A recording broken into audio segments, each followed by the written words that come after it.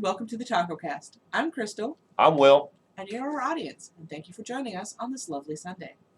I'm pronouncing it correctly. It's just the way our speech pattern from our Minnesota, Wisconsin accent. For some reason, we just don't.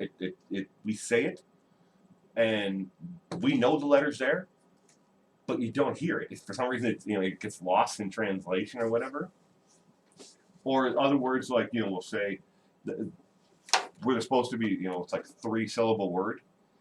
We'll say like the first two and then pause. Oh my god! I hate that so much! I know, right? Yeah. I mean, it's just something.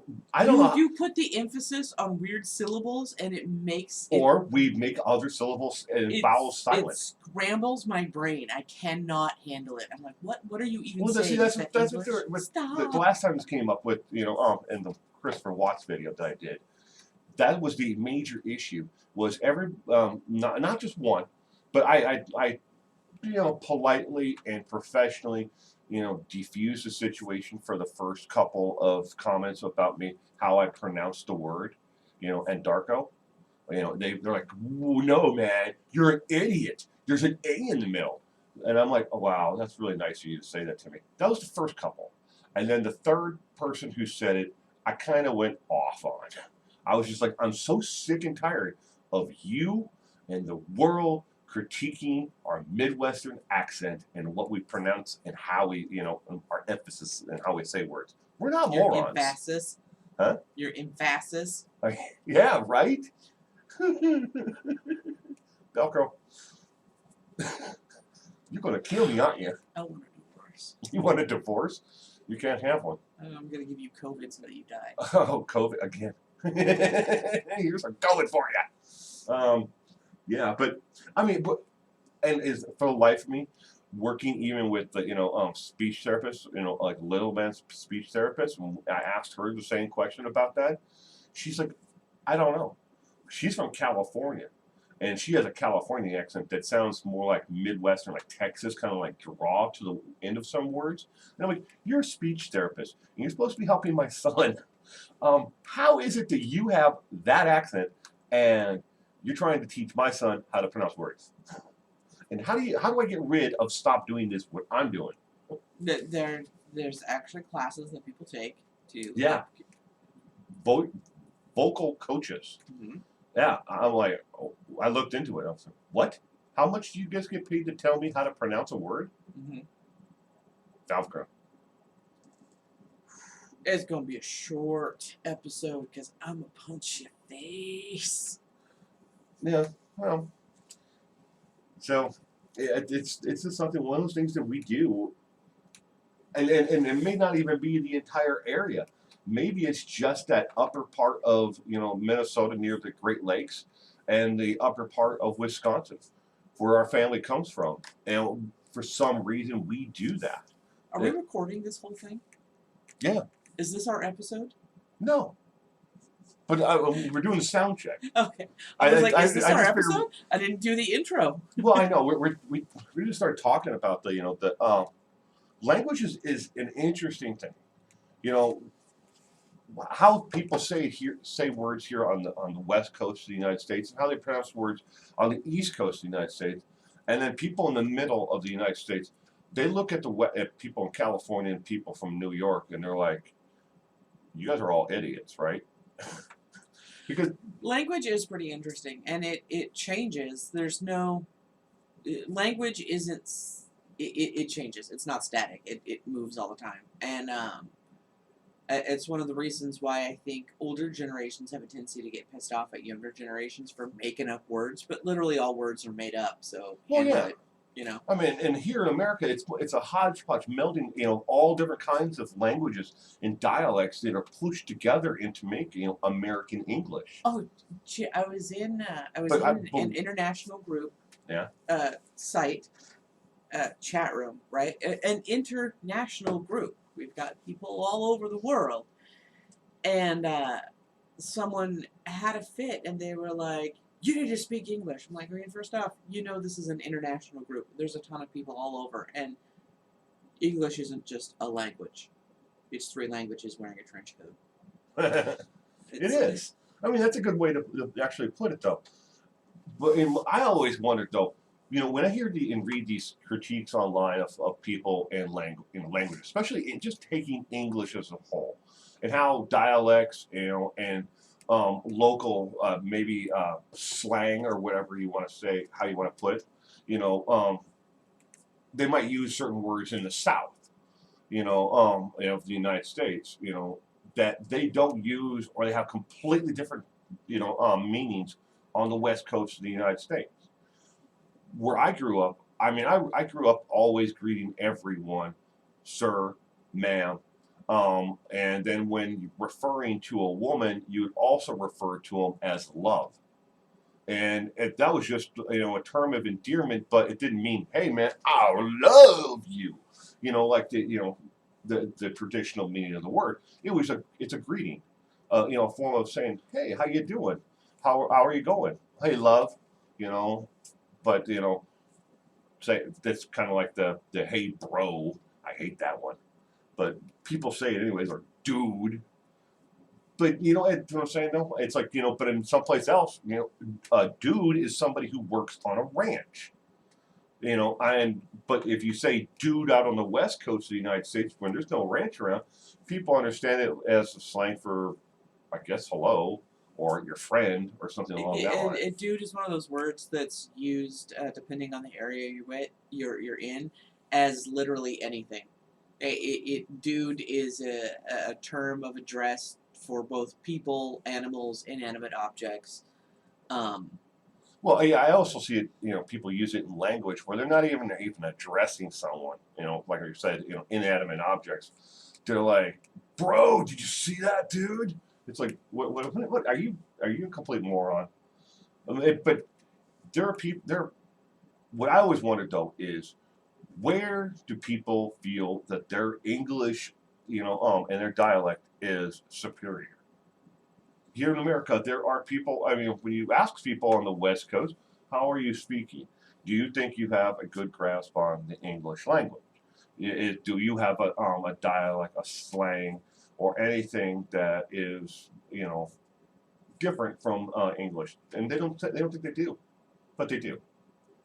Yeah, and it's not just a problem in the U.S. It's something that happens all across the world. In Germany, there's areas of Germany where the accent and the regional accent and the slang is so bad that people from outside of that area of Germany, it would be analogous to somebody from the deep south talking to somebody from the West Coast. Right. The communication deficit would be that profound. But, at the same time, I mean, it's like, there are people in Argentina who speak perfectly good German. That was a really bad joke. But they do. And we all know how they got there. But, language is one of those things that just, it doesn't matter where you are. I mean, there's people in the town over from us who express themselves and use, the English language in a completely different way than, greetings wise and conversation wise. And I also think there's obviously a difference when it comes to age group, and language as well. Yeah, and that's also kind of a universal constant across cultures. Also, when I was taking Japanese, my Japanese instructor, she instructed us in very formal Japanese. And when we were taking the classes, she told us that Japanese, it's an honorific language, which, as somebody who's grown up in the U.S., I find bizarre. Anyways, these overly self-depreciating, like when you're inviting somebody to come see what you've done to your backyard, instead of saying something like, "Hey man, you want to check out the hot tub I just put in my backyard? It's pretty awesome, right?" Rather than saying something like that, in Japan, it would be like, "Oh, my backyard is such a piece of shit. Oh my god, it's so awful. Do you want to see it, even though it's so crappy?" Like it's this huge self-deprecating. To me, that's really weird. If you have an awesome backyard, why wouldn't you tell your friend, "Dude, check out my backyard. It's fucking amazing." Well, in a lot of aspects, though, we know from personal experience, though, Tagalog You know, and it's like that. It's that same way. There is a higher class, a language into tier, for how you would speak with an elder or somebody of importance, and you would never use those same words to speak to somebody who's a mutual friend of yours, and you would offend the person down here, and you would offend the person up here if you ever got them mixed up, and that's hard. Especially trying to learn that language on top of it all. Yeah. And then you move on to something like Mandarin, which is an Yeah, inflected right. language, where you change the meaning of the word based just on how you say it. And I can hear the differences in Mandarin better now than when I first started taking it. When I first took Mandarin, I was just like, those are all the same word. I don't. They're exactly the same. I don't know what you're doing. I can hear the differences now, but I can't. Is it inflection? Yeah, it's an inflected. Like you Okay. change where you inflect the word. Like you'll pull it up at the end of word. Or you like ma.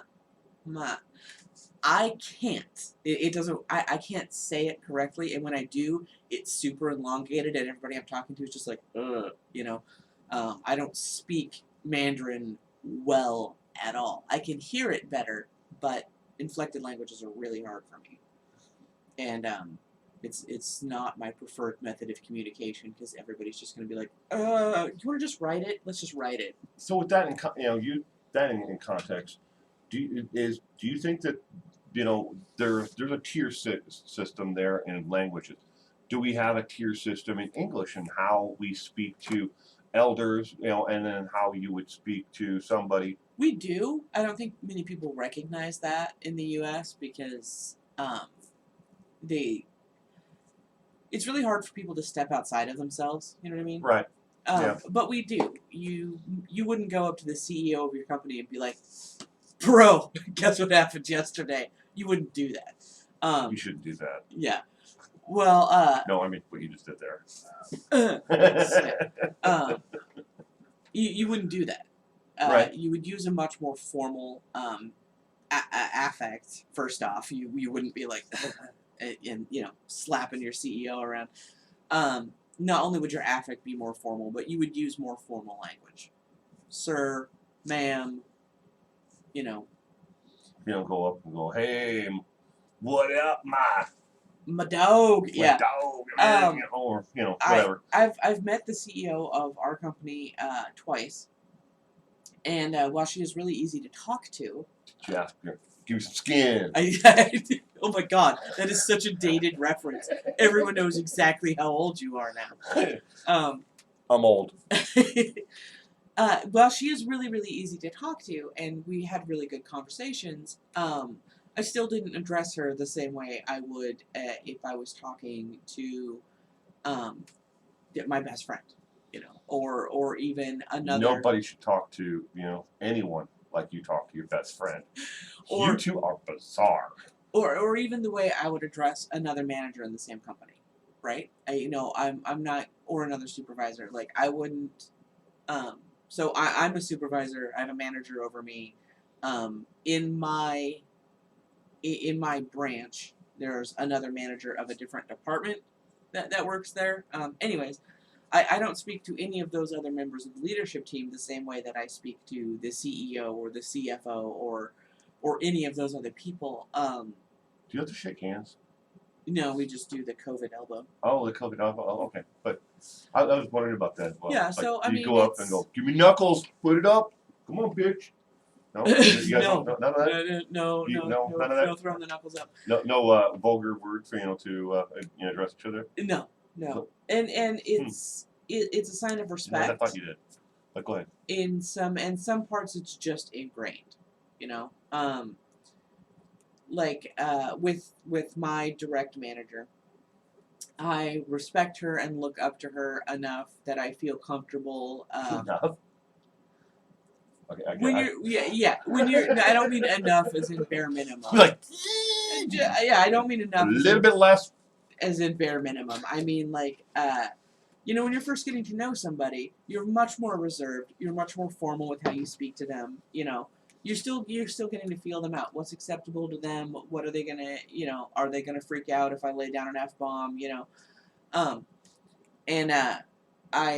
my relationship with my direct manager is good enough that I know if I'm having a really, really bad day, she's not going to hold it against me if I drop an F-bomb or two. If I'm just like, I'm so fucking done right now.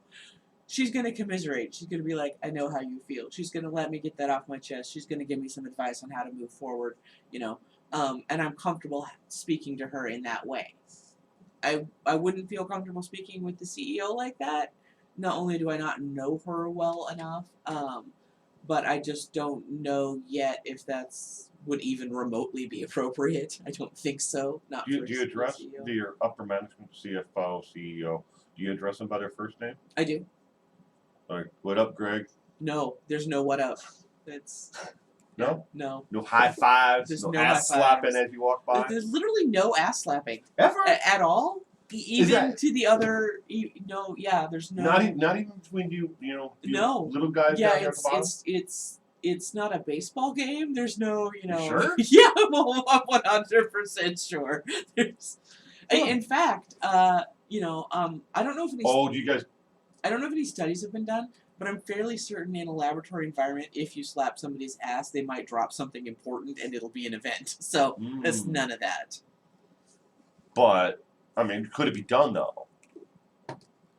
I mean, is there like a policy or something that says you can't, walk up to each other and slap ass? Yeah, I'm fairly certain there is, and it's like just sexual the policy harassment of or something? social niceties determine Oh. that you don't slap your coworker's ass.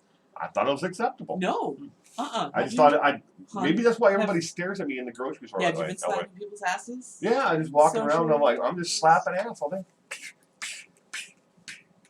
And Jesus Christ, that was awful.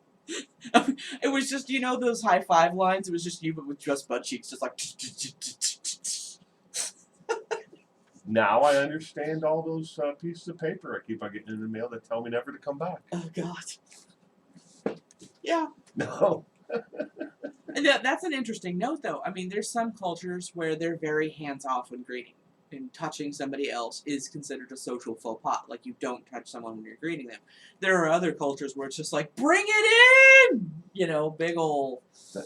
COVID's been bad for them. Yeah, sisters. But and then traveling pants, whatever. Like, bring it in! Everybody hugs each other. Oh, I don't watch those kinds of movies. Oh. Huh. Yeah. They hug each other a lot. I was like, okay. Maybe that's a cultural norm, and or not.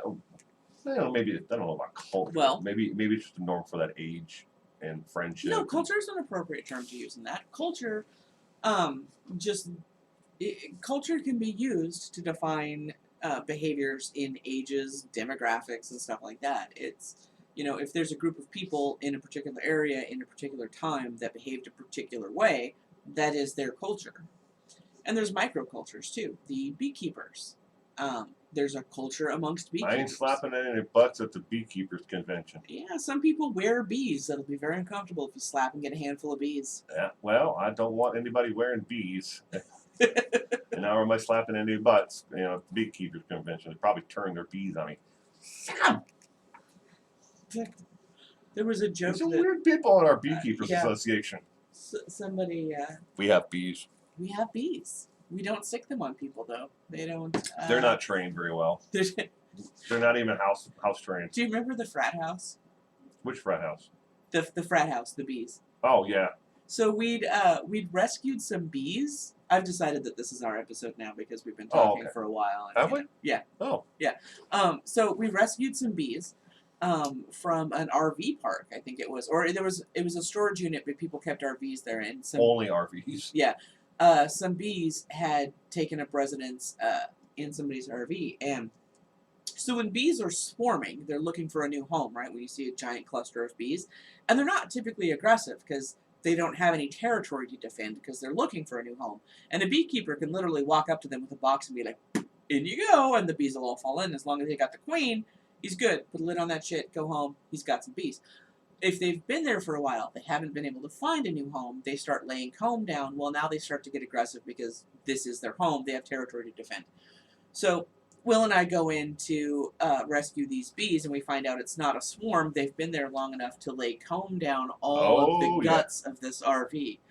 It was a gooseneck camper trailer, and they had built their comb not only up underneath the gooseneck area, but down and under, and then where the two front storage compartments were. There were thousands of them in the storage compartments underneath. Oh my God, I've never seen so many bees in my life.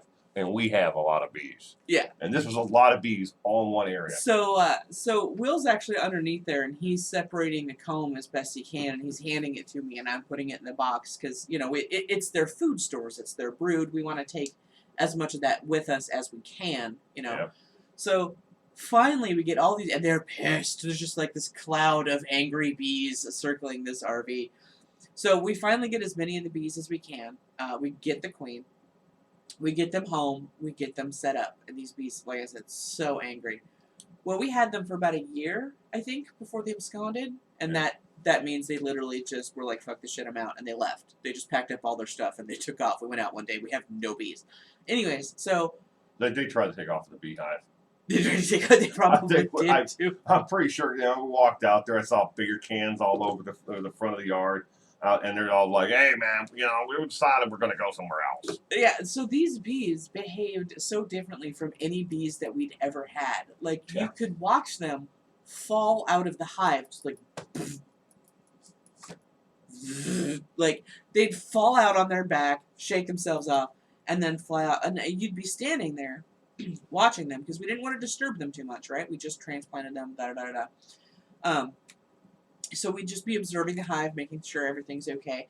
And they'd run into you. You'd see them doing their orientation flights, whatnot, and, you know, so you step back, you let them do their thing, right?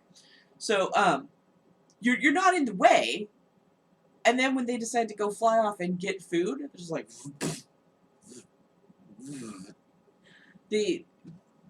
So we nicknamed them the frat house, because we figured they basically acted like we assumed a drunk bee would act.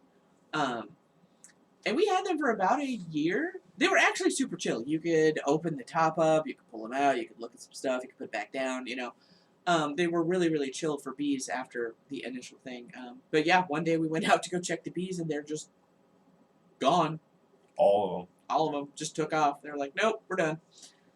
Yeah. So how did we get onto bees and from language? Attack bees. You weren't slapping asses at the at the bee convention. At the bee convention. No, yeah, I'm not doing that. Okay, so I mean, language is, you know, it's important. You know, that's how society, you know, we need some kind of form of language, you know, verbal language. Communication. Well, you don't have to have verbal language. Yeah, it makes it a hell of a lot easier. Verbal language makes things easier, yeah. But, you know, there've been written language. I would argue... I don't care if it's clicks or whatever, it's still verbal. I would argue that written language is more important, just because written language, at least in the past, can survive to pass down ideas through centuries.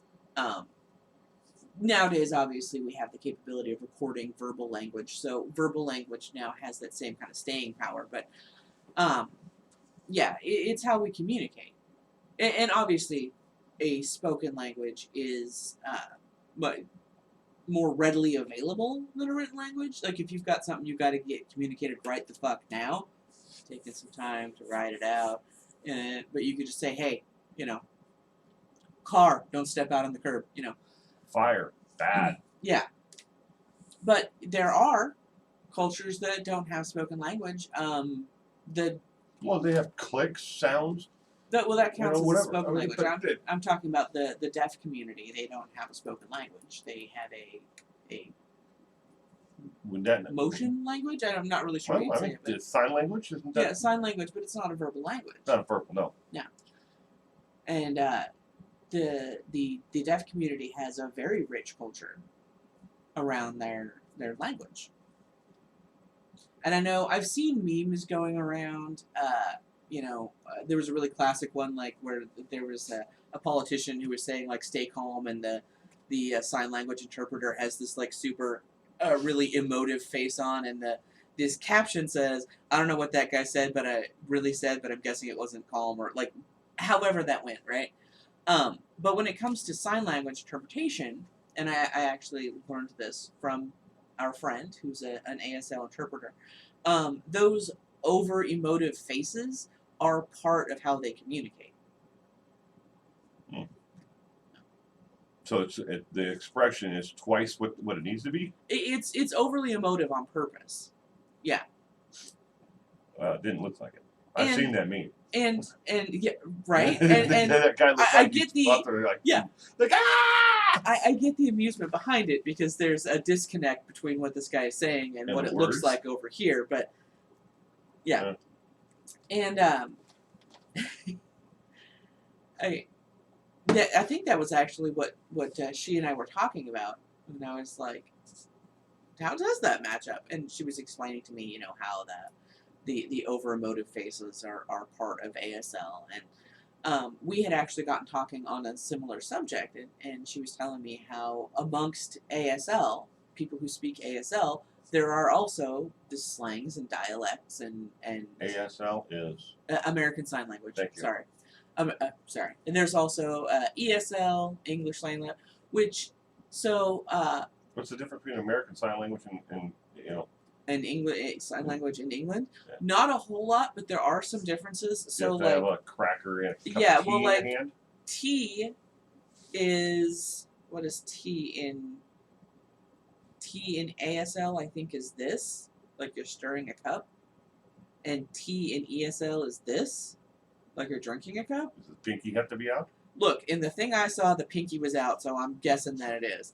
And so one of the issues... Well, thank you, Austin Powers. Right? There's other things that I picked up, too, because, like, if I, you know, trying to use sign language with William to give him additional communication, you're probably going to have to edit that out, aren't you? What? Like, are we not allowed to say the tiny man's name? Just go on. Okay. Anyway, you know, so I'd be like, you know, this is something I'm saying pretty frequently. Let me look it up online to see what it is. Well, a lot of ASL has motion to it, right? And you don't really get that from a couple of little stills, you know? So I would try to find videos or something like that. And I would occasionally get misdirected to ESL instead of ASL. Mm.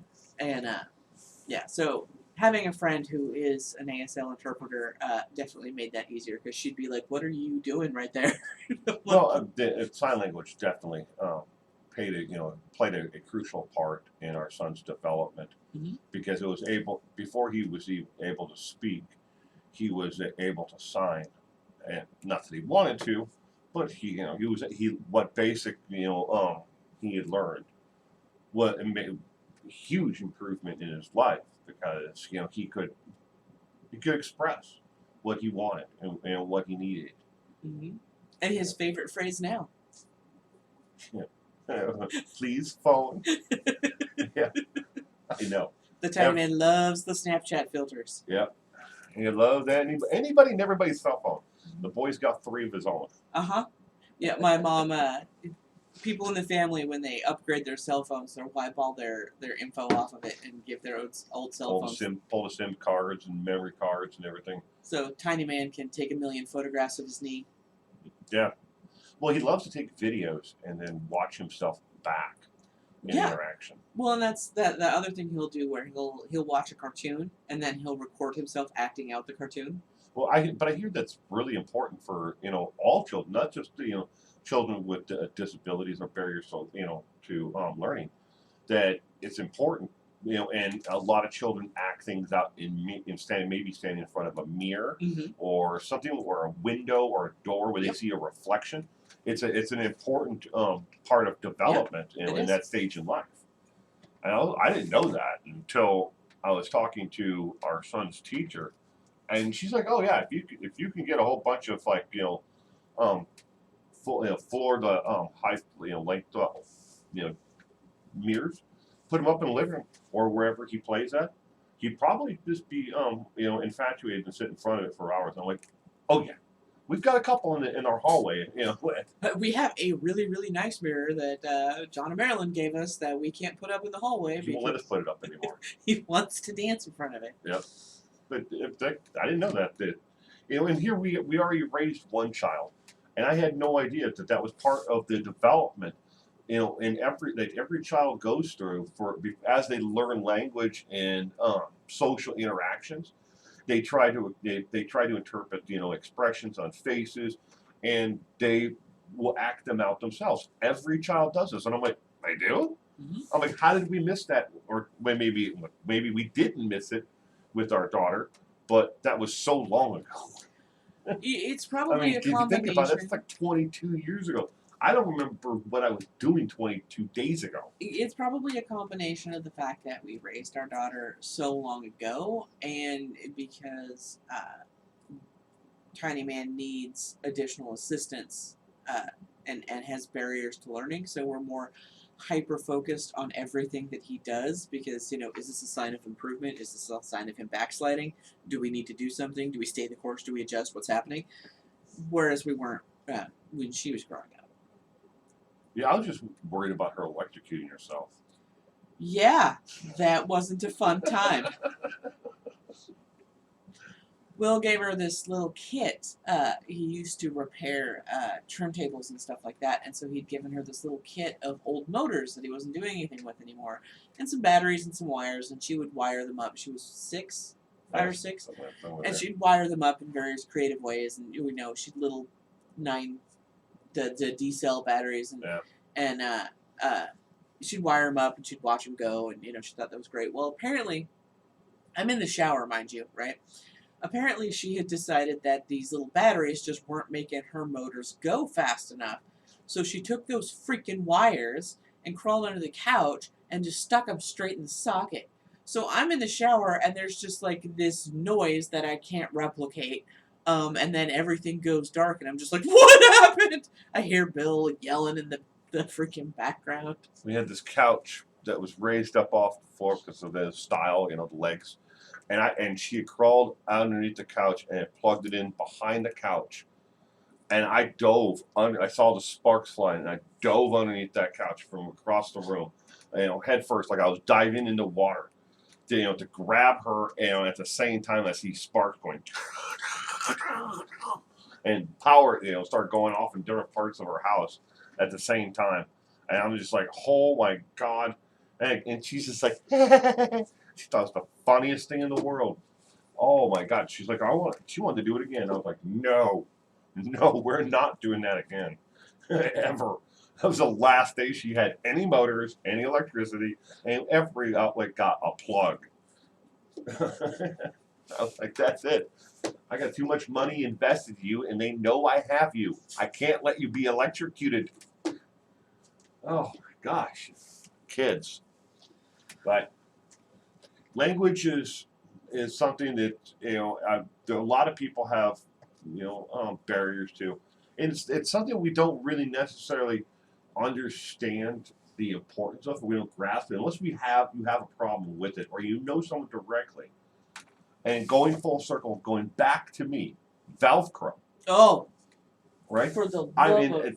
that's just how we pronounce it. It may be wrong.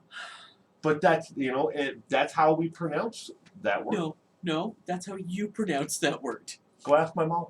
She's inside our house right now. Go ask her. That is how you pronounce that word. You know how I know? Because I know your sister, and she's from the same area, and she doesn't say it like that. Well, she's in the same area, but my sister has other problems. You do it on purpose because you know that saying Velcro drives me up the wall. Velcro? How is it pronounced? It's pronounced Velcro. Velvet crow? Hit the end button. We're done. We're done now. Is this kind of like Passamaquoddy? Passamaquoddy? Passamaquoddy. That's a Pete's Magic Dragon reference there. Were you going to stab me? Nope. I was scratching my arm. Like your cat did earlier today. Well, I'm just saying. You should have made my cat mad. It's his house. He just allows us to live here. Can I lower my... Can you lower your expectations of me? I probably would have done that a long time ago. Well, you keep saying valve crow, and so that definitely lowered the Velvet mood. crow? I will hit you with everything that I have. I'm just going to hold on to this microphone because those bases are really heavy. These actually have, they're solid cast iron. Are they now? Yeah, pick it up. Look at the bottom of it. Awesome. Right? This is being recorded. That is a threat upon my life. You all saw it. If I don't make it back.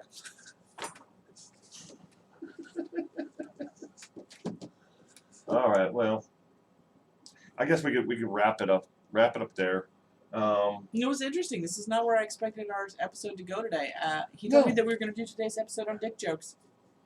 I was kidding about that. He says he was kidding, but he said that, and I was like, okay, we could do that. I had a whole thing written out about how the Roman Empire was basically one long dick joke. Like, I was going to go full circle, talk about, like, their penis wind chimes that they had. I had multiple cultures and cultural penis jokes from around the world that I was going to bring to the discussion. Well, you know, there's nothing stopping you from being able to do your own episode of the Taco Podcast, and you could talk about dick jokes all you want. So, there was... Elizabeth was having me watch a YouTube creator that she follows. Do not say the name. I'm not going to say the name, but I believe you know of him. And something had been said to him, or he'd seen something, or I don't remember how it came about, but he decided to do an episode on weird sex toys. Okay. Yeah, and so he'd ordered them, and they showed up, and he was not wrong. There is some weird stuff out there. He had this one he was holding, and he's like, dude, I think they just make things and assume that somebody's going to buy it. Who would buy this? And it literally electrocuted him. Oh, really? Yeah. Like, he was, like, holding it, and he's like, how does this work? Yeah. Like a stun gun? I don't think it delivered that much of a jolt, because he didn't... You want to get one of those? I don't want to get a stun gun. I No, have one of those sex toys. No, what? I just told you it zapped him. It electrocuted him. Well, maybe electricity turned you on. It does not. It turns on lights. It does the Oh, that was such a bad joke. That was such a bad joke. I had to build up to that. I'm like, maybe it'll turn you on. It turns on lights. Hit the end button. We're done. Thank you for joining us today on this exciting Sunday morning, afternoon. Whenever Will is done editing and uploading this, thank you for joining us. Okay. So since we never really meant for this to be an episode, we just started talking, and like we normally do. And I'm sure that all of our new subscribers are going to really love the idea that we have no real point to anything that we do. We have a point to things that we do. Yeah. Well, we normally do, but we went totally off script there. Just think, we started off talking about, people picking on me about my speech pattern online. We started talking about that, and then we veered off into bees, and then veered back into, language. That's how conversation happens. Oh my gosh, right? Just fluid. It's just us. And we're a little bit on the, mental imbalance. All right, I'm a lot more than you. Okay, a lot. Thank you. Okay, I guess we'll end it there. Okay. You said your goodbyes already? Oh, I did, but I hope everybody has a great day. Don't we also have to film the intro for you to then cut and then splice it? Right, I'm going to have to do that. But next weekend, I don't know if I'm going to be here. You might have to do next weekends by yourself. Well, I guess I finally get to do that research I did. Right? You can do your entire podcast on penises. Penises around the world. Maybe as a visual aid, you can go get that poster that your mother has of penises of different animals. Oh, the one from Edmund Scientific? Yeah, the one she used to have up on the ceiling in her lab. Mm-hmm. Penises of the animal kingdom. Ah, To scale. Yeah. that was so disturbing. How many times I went in that lab and never knew that poster was there. All and that time. Then I was like, why are the ceiling sharks? And then that's the only time I looked up. Because otherwise, why the hell would you look up at the ceiling? in a lab Honestly, that is part of why we put stuff on the ceiling. Was to make people look at the penis poster? no, because it's part of a part of a lo-fi study, informal study on human behavior. The hypothesis being humans don't look up very frequently. Can they look up? No, humans can't look up. Just like dogs. I had Dogs can't look one up of those either. ceiling sharks. I had one of those ceiling sharks up above my manager at the hospital. I had one up above the manager's office for 2 years before she noticed that there was something on the ceiling above her office. Wow. Okay, so thank you for joining us today. Thank you for joining us. You stay safe out there. Until next time.